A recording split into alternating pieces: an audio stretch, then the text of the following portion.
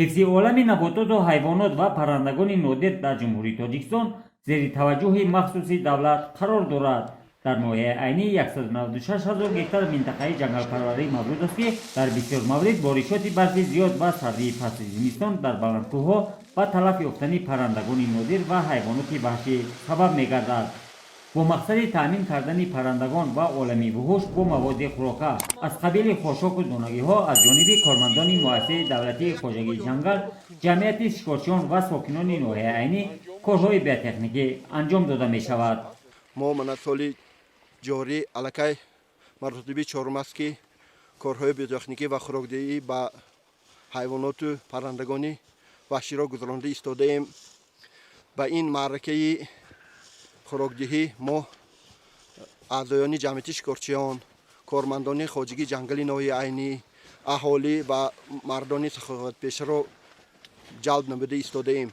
مقصد اساسی گذراندن کارهای بیوتکنیکی این از زمستان سرد کوهستان سالم و امین برآوردن حیوانات و پرندگان وحشی می باشد. عملی کردن چنین تدبیر در چنین شرایط کوهستان مملکت مهم و سری وقتی ارزیابی می‌گردد. جمعیت شکارچیان ناحیه عینی در دایره نقشه چاره‌بینی‌ها و اجرای وظیفه‌های بزیمه داشته در کوه‌ها مخصوصاً در حدود پرورشگاه اسکندرپور که 28,502 گکتار را در بر می‌گیرد، باری چهارم است که به مقدار ضروری گندم و برنج میده، سبزیجات گوناگون و نمک و علف می‌پوشند. در ردیف این ما علاقه در 3 منطقه و 2 پرورشگاه‌ها یعنی چهارم مراتبه کارهای بیوتکنیکی گذرانده ایستاده ایم. در اساس نقشه چاره‌بینی‌ها سال جاری از طرف مؤسسه دولتی خواجگی جنگل ناحیه عینی زیاده از 7,000 سامان به این کارها جلو کرده شد و ما تا این دم زیاده از 800 کیلوگرم ریزه گندم، زیاده از 500 کیلوگرم جو، زیاده از 400 کیلوگرم ریزه برنج میده، زیاده از 3 تن خاشاک درشت به حیوان‌ها دادیم تا امروزه.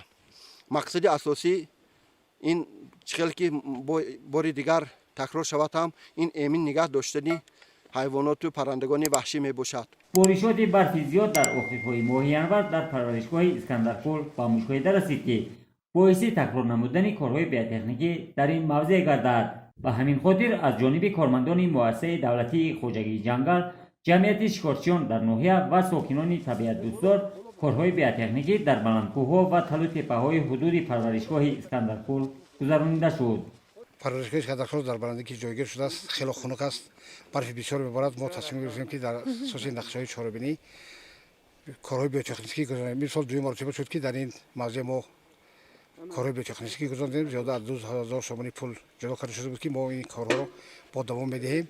عملی نمودن این تدبیر بران باعث می‌گردد که حیوانات وحشی و پرندگان نادری در کوه‌ها و تل و تپه‌های این موضع سکونت داشته از سردی و گرسنگی تلف نیابند.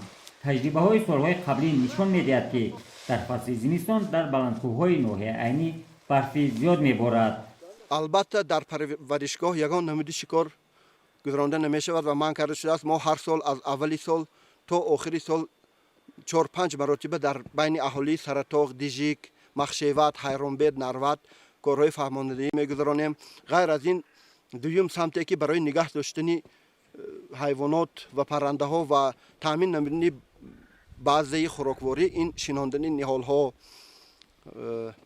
بنیاد برقرار کردن جنگل می باشد که سال جاری ما علاقه در میدانی زیاده از 10 گکتار کارهای بنیاد برقراری جنگل گذرانیدیم و با دستگیری مقامات اجرایی حکومت دولتی ناحیه عینی از طرف مؤسسه دولتی خواجگی جنگل ناحیه عینی با اشتراک به واسطه خود مقامات اجرایی حکومت دولتی ناحیه عینی زیاده از 2000 بیخ نهال‌های سایه افکن و آرایشی را در شهرهای عینی، دوشنبه عینی چناق و عینی کوهستان مسجد شنانیدیم.